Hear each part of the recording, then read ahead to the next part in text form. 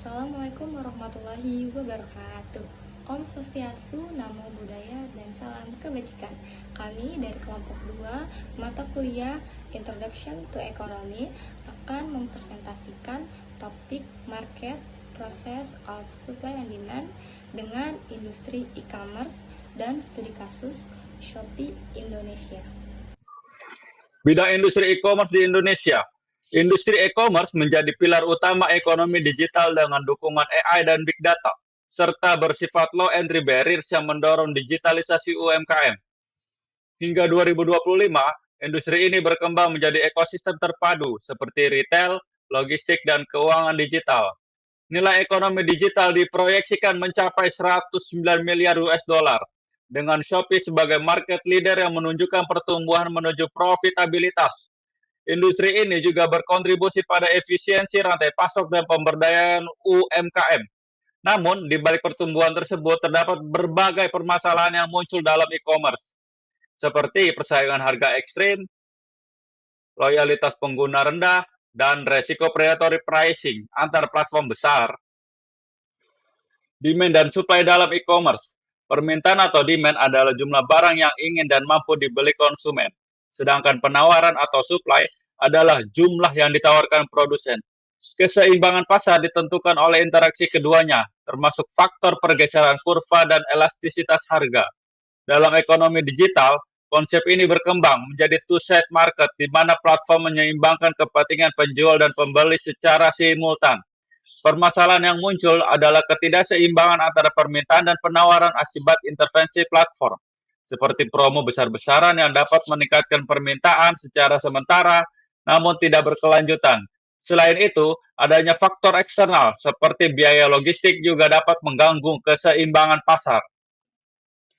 Shopee Indonesia. Shopee merupakan platform e-commerce yang diluncurkan tahun 2015 oleh Sea Limited dengan fokus mobile-centric dan interaksi sosial. Di Indonesia, Shopee berkembang pesat menjadi market leader melalui inovasi seperti Shopee Live dan Shopee Pay. Shopee beroperasi sebagai marketplace berbasis consumer to consumer atau C2C, business to consumer atau B2C, dan ekosistem digital seperti e-commerce dan fintech. 70% UMKM memilih Shopee sebagai platform utama. Analisis terhadap platform ini diharapkan dapat memberikan gambaran yang lebih komprehensif mengenai bagaimana mekanisme pasar bekerja dan konteks e-commerce serta implikasinya terhadap pelaku ekonomi.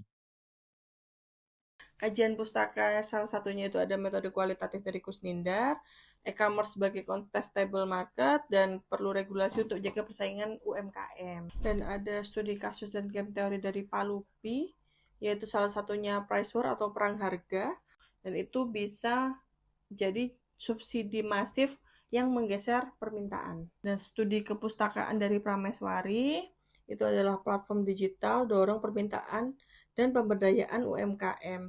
Jadi kalau UMKM ini tidak masuk ke platform digital dan nggak inovasi pasti mati. Rata-rata UMKM itu dianjurkan untuk memiliki toko di e-commerce. Salah satu yang terbesar sekarang atau yang teramai itu adalah Shopee. Keterkaitannya itu struktur pasar bisa mempengaruhi supply dan strategi harga bisa menggeser demand. Platform digital itu mempertemukan supply and demand lebih efisien, jadi bisa menyeimbangkan itu. Kajian pustaka salah satunya itu ada metode kualitatif dari Kusnindar, e-commerce sebagai contestable market, dan perlu regulasi untuk jaga persaingan UMKM. Dan ada studi kasus dan game teori dari Palupi, yaitu salah satunya price war atau perang harga, dan itu bisa jadi subsidi masif yang menggeser permintaan. Dan studi kepustakaan dari Prameswari, itu adalah platform digital dorong permintaan dan pemberdayaan UMKM. Jadi kalau UMKM ini tidak masuk ke platform digital dan nggak inovasi pasti mati. Rata-rata UMKM itu dianjurkan untuk memiliki toko di e-commerce. Salah satu yang terbesar sekarang atau yang teramai itu adalah Shopee. Keterkaitannya itu struktur pasar bisa mempengaruhi supply dan strategi harga bisa menggeser demand. Platform digital itu mempertemukan supply and demand lebih efisien, jadi bisa menyeimbangkan itu. Pertama, analisis ini menggunakan pendekatan kualitatif deskriptif dengan kerangka supply dan demand. Analisis dilakukan pada 3 level, yaitu pasar untuk melihat kondisi makro, industri untuk memahami struktur dan persaingan, serta perusahaan untuk menilai kinerja Shopee melalui indikator utama seperti GMV atau Gross Merchandise Value dan EBITDA. Pada tingkat pasar, ukuran e-commerce Indonesia telah mencapai sekitar 100 miliar US dollar dan masih menunjukkan pertumbuhan yang kuat. Shopee sebagai market leader memiliki kontribusi besar dengan pertumbuhan GMV dan dominasi traffic. Dari sisi konsumen, pasar didominasi oleh Gen Z dan milenial yang cenderung sensitif terhadap harga dan promosi. Hal ini menjelaskan mengapa permintaan bersifat sangat elastis, terutama dipengaruhi oleh campaign, gratis ongkir, dan algoritma platform. Sementara itu, dari sisi supply, jumlah penjual terus meningkat, terutama dari UMKM didukung oleh kemudahan akses dan perkembangan logistik. Secara industri, pasar e-commerce Indonesia menunjukkan karakteristik oligopoli dengan intensitas persaingan yang tinggi. Kompetisi berlangsung dalam bentuk broadband competition, di mana platform bersaing melalui harga, promo, dan subsidi. Selain itu, loyalitas konsumen relatif rendah karena switching cost yang kecil. Hambatan masuk juga bersifat unik, yaitu rendah dari sisi teknologi, namun tinggi dari sisi modal, logistik, dan ekosistem. Dalam hal kekuatan tawar, pembeli memiliki posisi yang lebih kuat karena banyak pilihan, sedangkan penjual cenderung lebih lemah karena tingginya substitusi produk.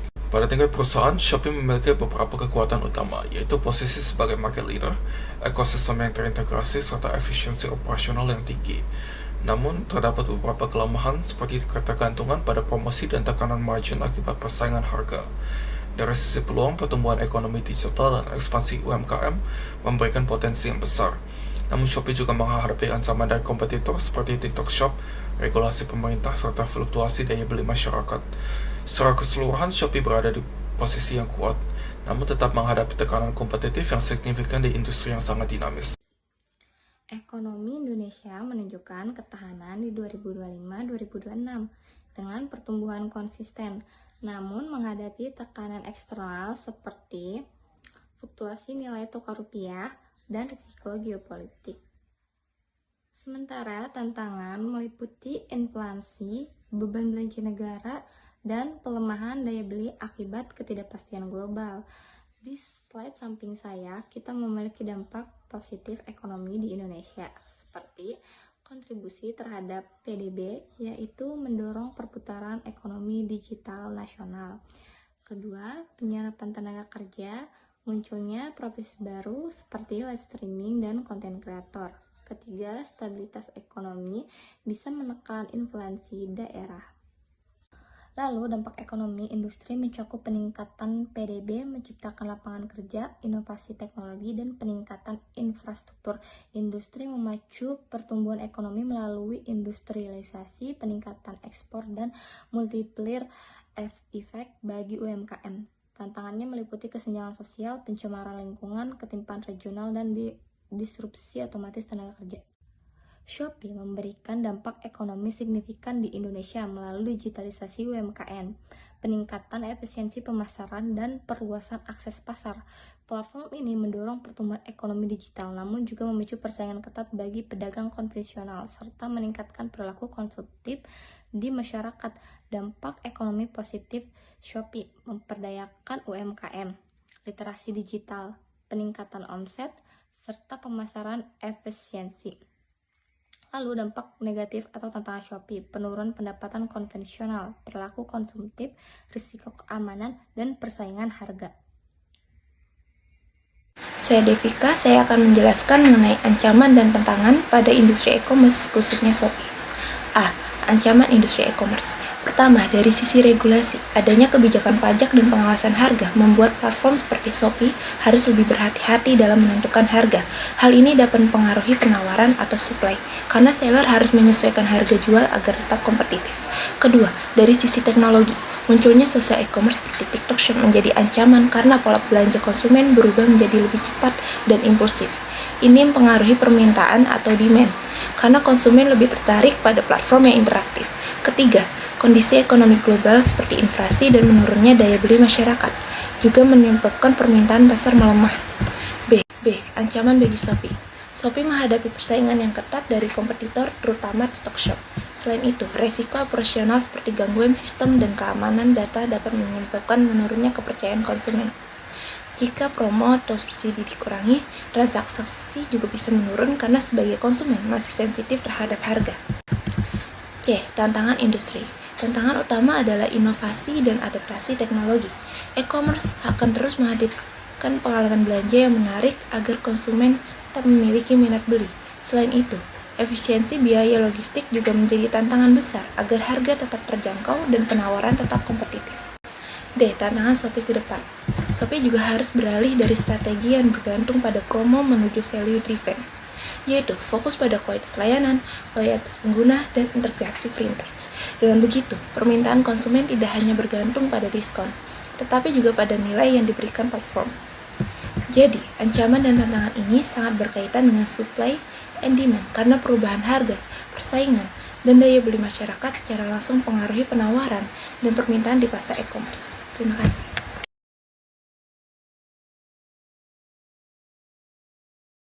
Kita menggunakan pendekatan supply and demand. Dari sisi demand, konsumen Indonesia jumlahnya sangat besar, namun sangat sensitif terhadap harga, sehingga mudah berpindah platform.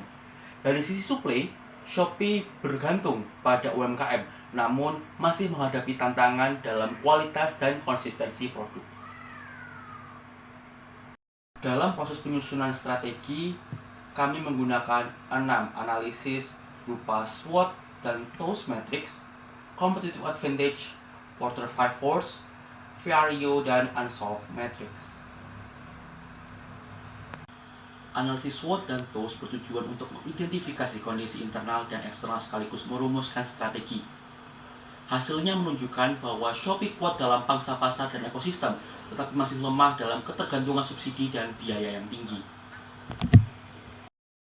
Competitive Advantage Analysis menekankan bahwa Shopee perlu beralih dari strategi yang berbasis promo menjadi strategi meningkatkan value perusahaan dengan memperkuat ekosistem layanan.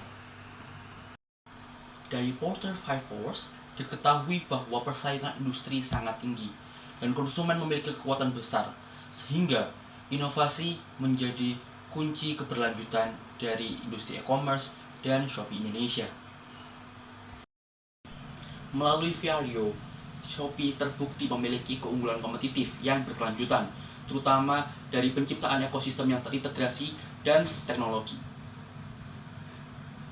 Melalui Unsolved Matrix, arah pertumbuhan e-commerce, khususnya Shopee Indonesia, mencakup penetrasi pasar, pengembangan produk, ekspansi global, hingga diversifikasi menjadi super app. Dari analisis strategi sebelumnya, dapat disimpulkan e-commerce dan Shopee Indonesia kuat dari sisi demand, tetapi perlu memperkuat supply agar lebih berkualitas. Rekomendasinya adalah mengurangi ketergantungan pada subsidi, serta memperkuat UMKM, dan fokus pada penciptaan value, bukan hanya harga. Sementara itu, saran kedepannya adalah terus berinovasi di area social commerce dan memperkuat pasar global. Sekian dari paparan yang dapat kami sampaikan. Info lebih lanjut dapat Anda scan pada QR yang kami telah tampilkan dalam layar. Atas perhatian, kami ucapkan terima kasih banyak.